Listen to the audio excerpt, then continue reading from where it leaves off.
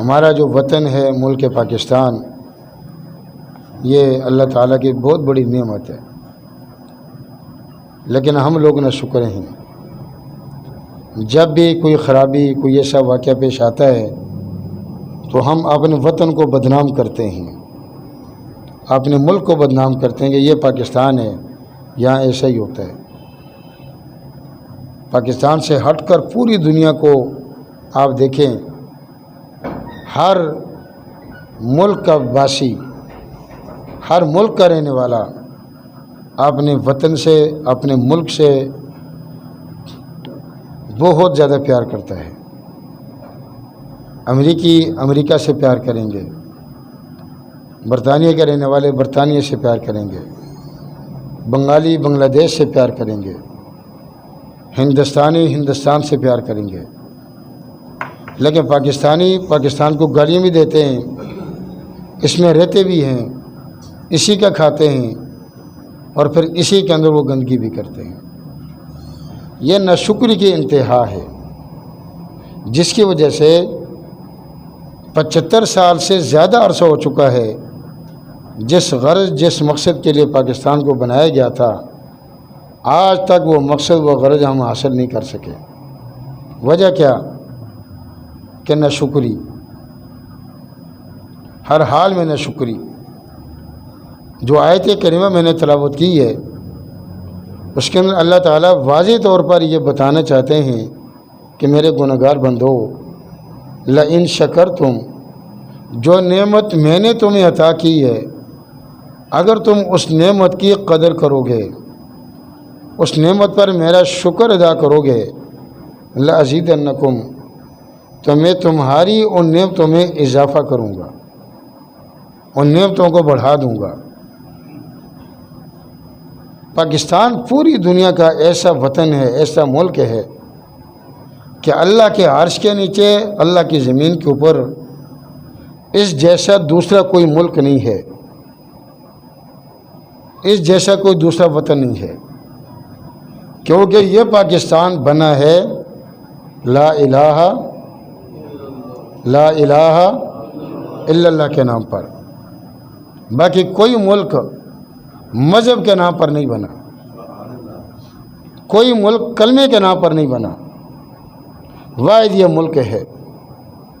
اور قائد اعظم محمد علی جناح مرحوم سے جب پوچھا گیا کہ قائد اعظم صاحب، جو ملک آپ بنا رہے ہیں، اس کا قانون کیا ہوگا، اس کا دستور کیا ہوگا، اس کا آئین کیا ہوگا، تو قائد اعظم محمد علی جناح مرحوم نے فرمایا کہ اس کا قانون ہمیں بنانے کی ضرورت ہی نہیں ہے، پاکستان کا آئین، پاکستان کا قانون آج سے 1400 سال پہلے اللہ نے بنا دیا ہے۔ پوچھا جی کیا مطلب؟ تو قائد اعظم محمد علی جناح مرحوم نے فرمایا کہ پاکستان کا آئین، پاکستان کا قانون قرآن پاک ہے، پاکستان کا دستور کیا ہے؟ قرآن پاک ہے۔ پاکستان کا دستور میرے نبی کی سنت ہے، میرے نبی کی حدیث ہے۔ صوم و صلات کا پابند بندہ وہ، انتہائی امانت دار دیانتدار بندہ وہ، خیانت کرنے والا نہیں تھا، چور نہیں تھا۔ اس کی زندگی کے ابتدائی حالات آپ پڑھیں، اگرچہ وکیل تھا لیکن اس کے اندر نمازوں کی پابندی تھی۔ جب پہلی اسمبلی کا اجلاس ہوا تو اسمبلی کا کوک ہوتا ہے جو آنے والوں کے لیے کھانا، چائے، باقی چیزوں کا انتظام کرتا ہے، تو صدر تو خود تھے قائد اعظم محمد علی جناح مرحوم، اللہ ان کی قبر کو اپنے نور سے بھر دے، ان کی مغفرت فرما دے۔ اس کوک نے، بورچی خانے کے ذمہ دار نے پوچھا کہ سر میں ممبران اسمبلی کے لیے کیا پکاؤں، کتنی ڈشیں ہونی چاہیے، کیا کچھ ہونے چاہیے، مجھے بتائیں۔ فرمایا کیوں؟ یہ بھوکے، یہ پیاسے، اپنے گھر سے کھانا کھا کر آئیں اور واپس جا کر اپنے گھر میں کھانا کھائیں۔ میرے پاس جو دولت ہے، جو پیسہ ہے، یہ بیت المال کا ہے، یہ قومی اسمبلی کے جو ممبران ہیں ان کے باپ کا یہ دولت نہیں ہے، ان کے باپ کا پیسہ نہیں ہے، یہ غریب عوام کی دولت ہے، یہ غریب عوام پر خرچ ہوگی، ان کے ناشتے کے پیسے نہیں ہیں، ان کے کھانے پینے کے انجوائے کرنے کے لیے پیسے نہیں ہیں۔ اور جب مہمان ان کے پاس آئے ان کی تاریخ کو آپ اٹھائیں، ان کی تاریخ کو آپ پڑھیں۔ جب مہمان آئے تو مہمان کے جانے کا وقت ہو گیا، تاریخ میں لکھا ہے، تو قائد اعظم نے اس کو فرمایا مہمان کو آپ پہلے کمرے سے باہر نکلیں۔ اس نے کیا وجہ فرمایا؟ وجہ بعد میں بتاؤں گا، پہلے آپ باہر نکلیں۔ اس مہمان کو نیچے اتارا، سیڑھیاں تھیں، تو سب سے پہلے قائد اعظم محمد علی جناح مرحوم نے جس کمرے کے اندر مہمان خصوصی تشریف فرما تھے اس کمرے کی بجلی کو اپنے ہاتھ سے بند کیا، اس کے بٹن کو بند کیا۔ جب مہمان آخر تک پہنچ چکا اس کے بعد جو سیڑھیوں کا بلب تھا اس کے بٹن کو بھی بند کیا۔ قائد اعظم محمد علی جناح مرحوم نیچے چلے گئے تو معزز مہمان نے کہا کہ آپ تو صدر ہیں، آپ تو بانی پاکستان ہیں، یہ اس کے بجلی کے بل سرکار دیتی ہے، آپ کے جیب سے نہیں ہوتا خرچ، تو آپ نے اتنی زیادہ احتیاط کیوں کرتے ہیں؟ فرمایا میں نے اللہ کو حساب کتاب دینا ہے، میں نے اللہ کو اس کا جواب دینا ہے۔ اگر آپ میرے گھر کے مہمان ہوتے تو پوری رات بتی جلتی رہتی، اس کا بل میں اپنے جیب سے دیتا، لیکن یہ سرکاری مہمان خانہ ہے، اس کا بل سرکاری خزانے سے سرکار دیتی ہے۔ میں نہیں چاہتا کہ سرکاری بل بھی فضول ضائع ہو، سرکاری بتی بھی فضول ضائع ہو۔ ایمان سے بتانا مسلمانوں، آج اتنی احتیاط ہم اپنے وطن کے لیے، اپنے ملک کے لیے، اپنے گھروں میں اتنی احتیاط کرتے ہیں؟ بس جو نل کا کھولا ہوا ہے کھلا رہے گا، سرکاری والی جتنے میں ضائع ہو۔ 14 اگست آئے گی، باجے لے لیں گے، شیطانوں کی طرح شور شرابہ کر لیں گے، ون ویلیں کر لیں گے، بچوں کو من پسند چیزیں لے لیں گے۔ بھائی ہم آزاد ہیں، کس سے آزاد ہیں؟ اللہ سے آزاد ہیں، نبی سے آزاد ہیں، مسجد سے آزاد ہیں، مذہب سے آزاد ہیں۔ جہنم میں جائیں یا کسی اور جگہ جائیں۔ اور بھائی آزادی کے کیا مطلب ہے؟ آزادی کا مطلب سمجھیے، تاریخ پاکستان کو پڑھیے۔ ہندو اتنا بدبخت انسان ہے، ہندو مت اتنی بدبخت قوم ہے کہ سانپ کو دیوتا مانتے ہیں، بندر کو دیوتا مانتے ہیں، گائے کو خدا مانتے ہیں۔ چیونٹیوں کی بیلوں کے سامنے شکر ڈالنا، دال ڈالنا، چینی ڈالنا فخر محسوس کرتے تھے۔ اور اعلیٰ نسل کے ہندو گھٹیا قسم کے نسل کے ہندوؤں کے سامنے کبھی کبھی جھک جاتے تھے، سانپ کے سامنے کوئی نہ کوئی چیز ڈال دیتے تھے، بندر کے آگے کوئی نہ کوئی چیز ڈال دیتے تھے۔ لیکن اگر اس ہندو بندے کے سامنے مسلمان کا سایہ بھی آ جائے، مسلمان کا نام بھی سن لے، تو ہندو بنیا مسلمان کے سائے سے بھی ڈرتا تھا، مسلمان سے اتنی نفرت کرتا تھا۔ بالآخر جو بڑے بڑے ہمارے بزرگ تھے ان میں سے قائد اعظم محمد علی جناح مرحوم بھی تھے، انہوں نے فرمایا کہ اگر مسلمان ہندوستان کے ساتھ اکٹھا رہے گا تو مسلمان ہمیشہ غلام رہے گا۔ مسلمان آزادی سے اپنی مسجد میں اذان نہیں دے سکتا، اپنی مسجد میں نماز جمعہ آزادی سے نہیں پڑھ سکتا۔ جب بھی ہندوؤں کے جتھوں کے جتھے، لشکروں کے لشکر، نوجوان غنڈے مستنڈے آتے ہیں، مسلمانوں کی مسجدوں کو جلا دیتے ہیں۔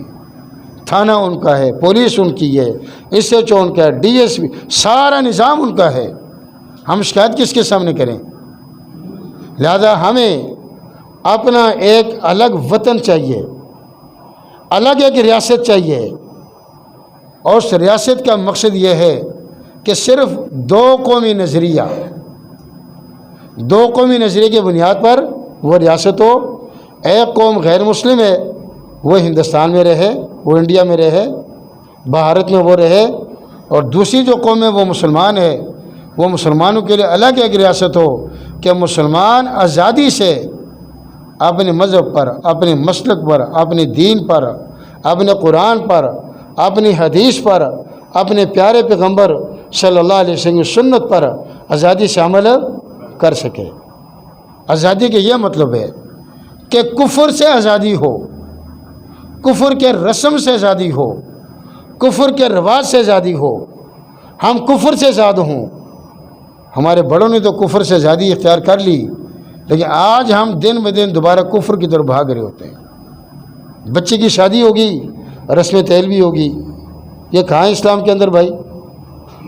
اور سارا قرضہ لیا ہوا ہے، آج مکلاوا ہے، آج رسم تیل ہے، آج رسم مہندی ہے، آج بارات ہے، آج یہ ہے، آج وہ ہے، لاکھوں کروڑوں روپے لگا لیتے ہیں، دین کی کوئی پرواہ نہیں ہے، اور کل کو اس کی اولاد نہیں ہوتی، اس کے گھر کے حالات خراب ہو جاتے ہیں، اس کو طلاق ہو جاتی ہے، پھر کہتے ہیں کسی نے کچھ کر دیا۔ تم نے خود کیا ہے نا، تم نے خود جو کیا ہے، تم نے آزادی جو حاصل کی تھی ہندوستان سے کہ ہندوؤں کی رسم میں ہم شریک نہیں ہیں، پھر پاکستان کے اندر آ کر اپنے بچوں کی شادی کے اندر ہندوانہ رسم تم اپنا رہے ہو، تو آزادی کس چیز کی؟ پھر ان سے جدا ہونے کا کیا مطلب تھا؟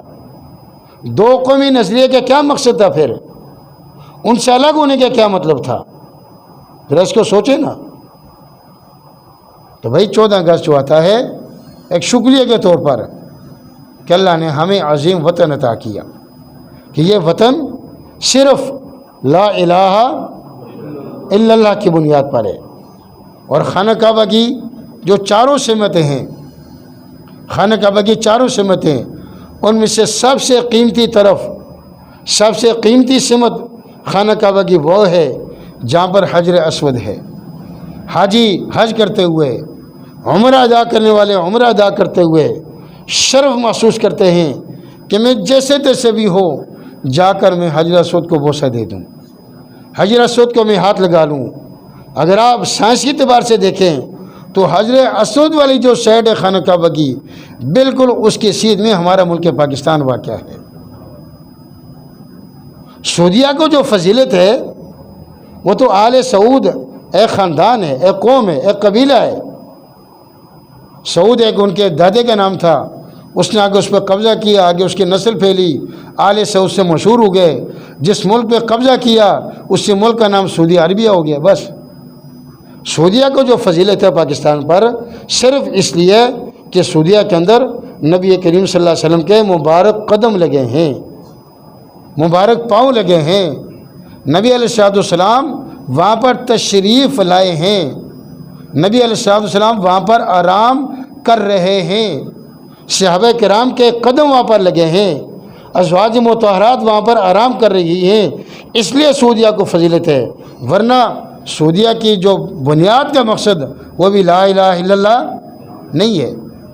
لا الہ الا اللہ کی بنیاد پر مسلمانوں جس وطن کو مسلمانوں نے لیا، جس ملک کو مسلمانوں نے لیا، وہ صرف اور صرف کون سا ملک ہے؟ ملک پاکستان ہے۔ اور عجیب بات ہے، چونکہ ابتدائی زمانے کے اندر فارسی عام تھی، سکولوں میں مدرسوں میں تعلیم فارسی میں ہوتی تھی، اول دوم چہارم سوئم، اور اب بھی کہیں یہ نظام چل رہا ہے۔ تو پاکستان، لفظ پاکستان یہ فارسی کے لفظ ہے۔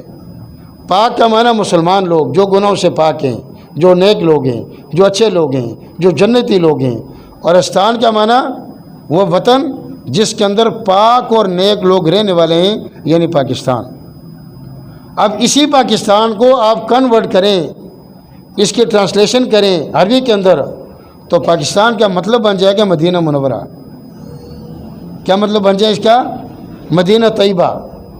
تو ہم بچوں کو کلمہ پڑھاتے ہیں، پہلا کلمہ طیب، طیب معنی اسی پاک سے پاکستان ہے۔ باقی جتنے بھی ملک ہیں، کسی ملک کے نام کا یہ مطلب نہیں ہے، یہ مفہوم نہیں ہے سوائے ہمارے ملک پاکستان کے۔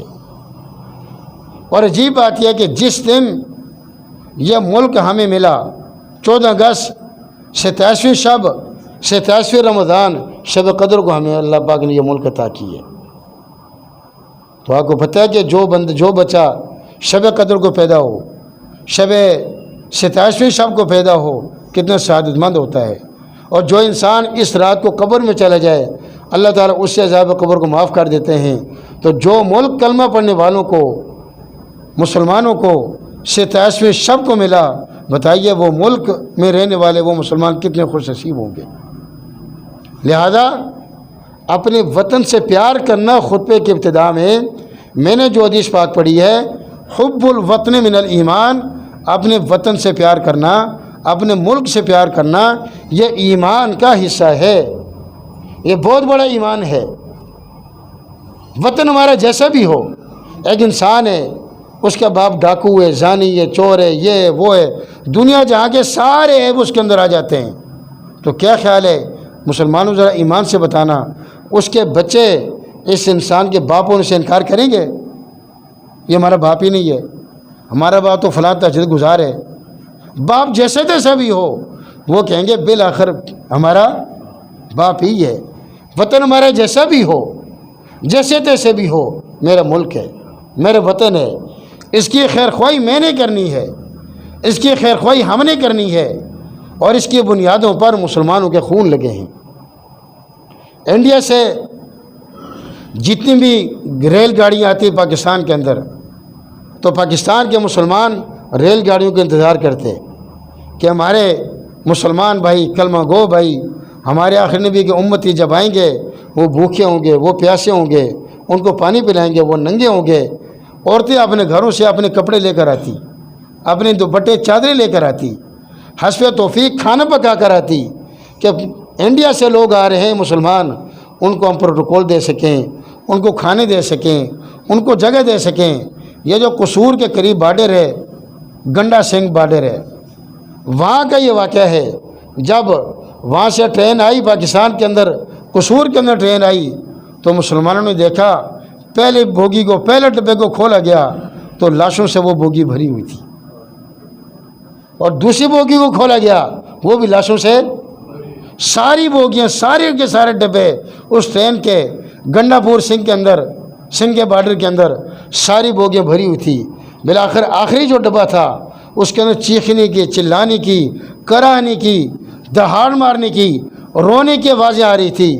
مسلمان، پاکستانی مسلمان بڑے خوش ہوئے کہ چلو کوئی تو زندہ ہے، لیکن جب اس ڈبے کو کھولا مسلمانوں، بڑی عجیب بات ہے، ان خواتین کو پایا گیا جن کے پستان کٹے ہوئے تھے، ان بچوں کو دیکھا جن بچوں کی ٹانگیں کاٹی ہوئی تھی، جن بچوں کے بازو کاٹے ہوئے تھے، اور پھر بھوگی کے اندر مسلمانوں کے خون سے ہندو بنیے نے، ہندو ظالم نے، ہندو کافروں نے یہ لکھا ہوا تھا، مسلمانوں، پاکستان کے مسلمانوں، یہ لو، ان سے تم پاکستان کو بنا لو، یہ پاکستان کے لیے تحفہ ہے۔ اور پھر کیا دعویٰ تھا، کیا نعرہ تھا انڈیا کے ظالموں کا کہ بھوکا ننگا پاکستان، زندہ رہے گا ہندوستان۔ پاکستان ہمیشہ بھوکا رہے گا، ہمارا ہمیشہ ننگا رہے گا، ہمیشہ برباد ہوگا۔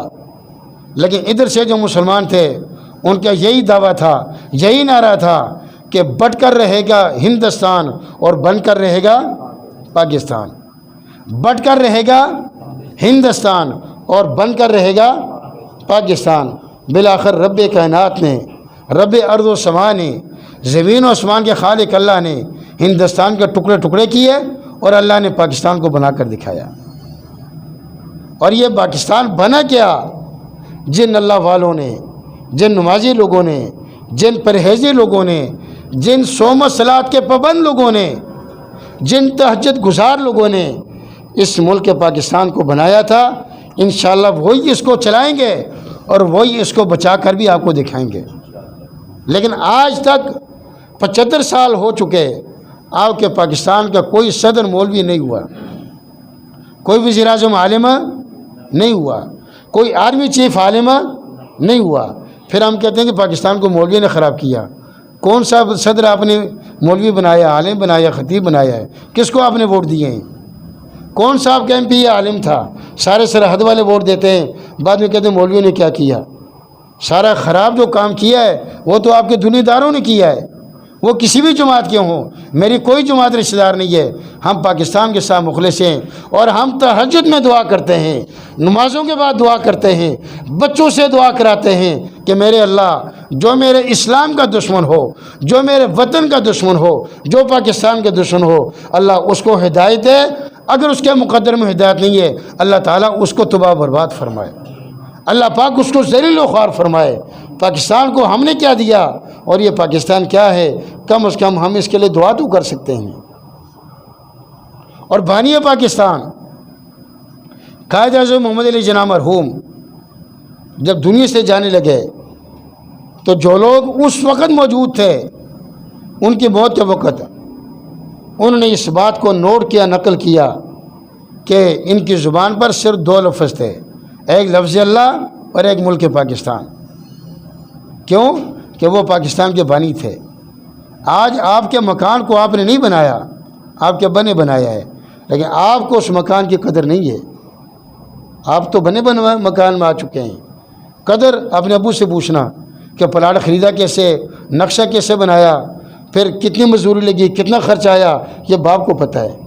ایسے ہی جن لوگوں نے خون کی اپنی جانوں کا نذرانہ پیش کر کے اس ملک پاکستان کو بنایا ہے، یا جن لوگوں نے پاکستان کی تاریخ کو پڑھا ہے، ان سے پوچھیے کہ پاکستان کتنی مشقتوں سے بنا ہے، کتنی مشکلات سے بنا ہے۔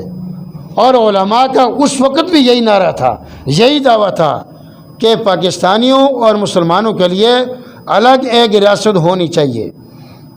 چنانچہ اس وقت کے کافروں نے مسلمانوں کو پکڑا، علماء کو پکڑا، اور تاریخ کے اندر لکھا ہوا، تاریخ اسلام، تاریخ پاکستان کے اندر، کہ دلی سے لے کر پشاور تک کا کوئی درخت ایسا نہیں تھا جس پر کسی مسلمان کی لاش کو پھانسی نہ دی گئی ہو۔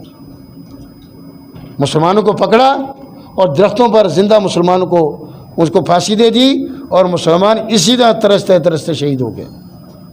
اور کیا لکھا نیچے کہ لے لو اپنا پاکستان۔ تو بھائی اپنے وطن سے پیار کرنا، میں یہ بتا رہا تھا، یہ ایمان کی نشانی ہے۔ نبی علیہ السلام کا ارشاد ہے، حب الوطن من الایمان، اپنے وطن سے پیار کرنا یہ ایمان کا کیا ہے؟ ایمان کا حصہ ہے، ایمان کا بہت بڑا حصہ ہے۔ حدیث پاک میں آتا ہے، کفار مکہ نے جب نبی کریم صلی اللہ علیہ وسلم کو مجبور کیا مکہ مکرمہ چھوڑنے پر، تو نبی علیہ السلام مکہ میں رہے 53 سال۔ 53 سال کے بعد جب مکہ نبی علیہ السلام کو چھوڑنا پڑا، مکہ سے نکل گئے، رات کا وقت ہے اور بالکل تاریک ہے، 7 صدیق اکبر رضی اللہ تعالیٰ عنہ ہیں اور 2 اونٹنی ہیں۔ نبی علیہ السلام مکہ سے جب نکلے اور بالکل سامنے پہاڑ آ گئی، پہاڑ کو کراس کیا تو مکہ کے اور نبی علیہ السلام کے درمیان ایک پہاڑ پردہ بن گئی، ایک پہاڑ آڑے آ گئی۔ نبی علیہ السلام اس پہاڑ پر چڑھے اور مکہ کی طرف دیکھا اور رو پڑے اور کہا کہ میرے مکہ، تیرے اندر اللہ کا آخری نبی پیدا ہوا ہے، میری جائے ولادت تو ہے۔ اے مکہ، اے بیت الحرام، اے بیت اللہ، اے خانہ کعبہ، اگر مکہ والے قریشی، اگر مکہ کے لوگ مجھے مجبور نہ کرتے مکہ چھوڑنے پر، خدا کی قسم میری قبر مکہ میں بنتی، میں کبھی مکہ کو نہ چھوڑتا۔ لیکن اللہ تعالیٰ سے امید ہے کہ میرا اللہ دوبارہ مجھے مکہ میں لائے گا۔ چنانچہ سن 8 ہجری کو نبی کریم صلی اللہ علیہ وسلم دوبارہ مکہ میں آئے اور ارشاد فرمایا، حب الوطن من الایمان، اپنے وطن سے پیار کرنا یہ ایمان کا بہت بڑا حصہ ہے۔ تو اپنے وطن سے پیار، سرکاری چیزوں سے پیار، اپنے وطن کے لیے دعائیں، اور وطن کے جو بدخواہ ہیں، وطن کے جو دشمن ہیں، خواہ وہ نظریاتی دشمن ہوں، خواہ وہ جغرافیائی دشمن ہوں، کسی بھی اعتبار سے میرے وطن کو نقصان پہنچانا چاہتے ہیں، ہم ان کے خلاف کارروائی کریں، ہم ان کے خلاف دعائیں کریں، ہم اپنے وطن کے لیے دعائیں کریں۔ اور جو لوگ ہمارے وطن کے کسی بھی اعتبار سے دشمن ہیں، ہم ان کو اپنا دشمن سمجھیں۔ کیوں؟ کہ میرا وطن پاکستان ہے تو میری جان ہے، میرا وطن ہے تو میرا گھر ہے، میرا وطن ہے تو میرا ایمان ہے۔ آج پوچھو جا کر انڈیا کے مسلمان کتنے پریشان ہیں، وہاں جا کر پوچھو، مسجدوں کو جلا دیتے ہیں، کوئی پوچھنے والا نہیں ہے۔ حالانکہ پاکستان کے مسلمان وہ 22 کروڑ ہیں، پاکستان کے مسلمان 22 کروڑ ہیں اور انڈیا کے مسلمان 25 کروڑ ہیں، وہاں کی آبادی زیادہ ہے، لیکن چونکہ وہ اسلام کے نام پر نہیں بنا، وہاں کے مسلمان پریشان حال ہیں۔ اور اللہ نے ہمیں اپنا وطن دیا، لیکن پھر بھی ہم جس طرح ناخلف، جانشین اور نافرمان بیٹے اپنے والدین کے ناشکرے ہوتے ہیں، اس طرح آج ہم بھی اپنے وطن کے ناشکرے ہیں۔ یہ باجے، یہ گانے، یہ موسیقی، یہ میوزک، اس سے پاکستان کی روح کو اذیت پہنچتی ہے، اس سے پاکستان کی روح کو تکلیف پہنچتی ہے۔ جس مقصد کے لیے ہمارے بڑوں نے پاکستان بنایا تھا، اس کا یہ مقصد نہیں تھا۔ اس کا کیا مقصد تھا؟ کہ جب بھی نعرہ لگتا، جب بھی کہیں اجلاس ہوتا، تو قائد اعظم محمد علی جناح مرحوم یہی نعرہ لگاتے، پاکستان کا مطلب کیا؟ لا الہ الا اللہ۔ آپ ہی نعرہ لگا لیں، پاکستان کا مطلب کیا؟ پاکستان کا مطلب کیا؟ میرا تیرا رشتہ کیا؟ میرا تیرا رشتہ کیا؟ پاکستان کا مطلب کیا؟ اس وقت یہی دعویٰ تھا، یہی نعرہ تھا۔ اور ہمیں اپنی ماں سے محبت ہو یا نہ ہو، لیکن کم از کم یہ اپنے وطن سے پیار ہو، یہ کیونکہ اسلامی مملکت ہے۔ نبی علیہ الصلوۃ والسلام کا ارشاد ہے کہ دو آنکھوں پر اللہ پاک نے جہنم کی آگ تو دور کی بات ہے، جہنم کے دھوئیں کو بھی حرام کر دی ہے۔ پوچھا کہ جی وہ کون سی دو آنکھیں؟ فرمایا ایک وہ آنکھ جو اسلامی مملکت، اسلامی ملک کی حفاظت کے لیے رات کو جاگے، رات کو پہرا کرے، تاکہ پاکستان کے مسلمان آرام سے سوئیں، اور ایک وہ آنکھ جو اللہ کے ڈر سے، قبر کے ڈر سے، آخرت کے ڈر سے، جہنم کے ڈر سے اللہ تعالیٰ کے سامنے رو جائے۔ ان دونوں آنکھوں پر اللہ پاک نے جہنم کے دھوئیں کو حرام کر دیا ہے۔ تو جو ہمارے فوجی شہید ہوتے ہیں وہ اللہ پاک نے جہنم کی آگ کو ان پر حرام کر دی ہے۔ پاکستان پر، اسلامی مملکت پر اللہ پاک نے ان کی جان کو لیا ہے، اللہ پاک نے ان کو قبول و منظور کیا ہے۔ تو ہر اعتبار سے اپنے بچوں کے سامنے اپنے وطن کی تاریخ، اپنے ملک کی تاریخ، اپنے بچوں کے دلوں میں اس ملک پاکستان کا مطلب، اس ملک پاکستان کی تاریخ کہ ہمارے بڑوں نے اس کو کس لیے بنایا تھا۔ اور بعض لوگ جو اسلام کے بھی دشمن ہیں، پاکستان کے بھی دشمن ہیں، اور وہ کمیونسٹ ہوتے ہیں، کمیونزم ہوتے ہیں یا دوسرے ہوتے ہیں، وہ کہتے ہیں یہاں تو آزادی ہے جی، یا آپ نماز پڑھیں نہ پڑھیں، ہم تو آزاد پیدا کیے گئے، پابندی تو وہاں پر تھی۔ بھائی آزادی کا مطلب یہ ہے، آزادی کا مطلب یہ ہے کہ ہم کفر سے آزاد ہیں، اور پاکستان میں ہم آزادی سے اپنے رب کو یاد کر سکتے ہیں، اپنے قرآن کو یاد کر سکتے ہیں، اور ہم مسلمان ہیں، مسلمان اپنے دین پر آزادی سے عمل کر سکتا ہے۔ فلسطین کے اندر دیکھیں اسرائیل کا قبضہ ہے، پر فلسطینی مسلمان بیت المقدس وہاں پر موجود ہے، آزادی سے اپنے مذہب پر، اپنے دین پر عمل نہیں کر سکتا۔ کشمیر کے اندر مقبوضہ کشمیر ہے، انڈیا کا قبضہ ہے، آزادی سے کشمیری مسلمان اپنے مذہب پر عمل نہیں کر سکتے۔ ہم آزاد ہیں، ہماری فوج آزاد ہے، تو ہم آزادی سے اپنے مذہب پر، اپنے وطن پر عمل کر سکتے ہیں۔ اللہ تعالی ہمیں اس وطن کی قدردانی کی توفیق نصیب فرمائے۔ وما علینا الا البلاغ المبین۔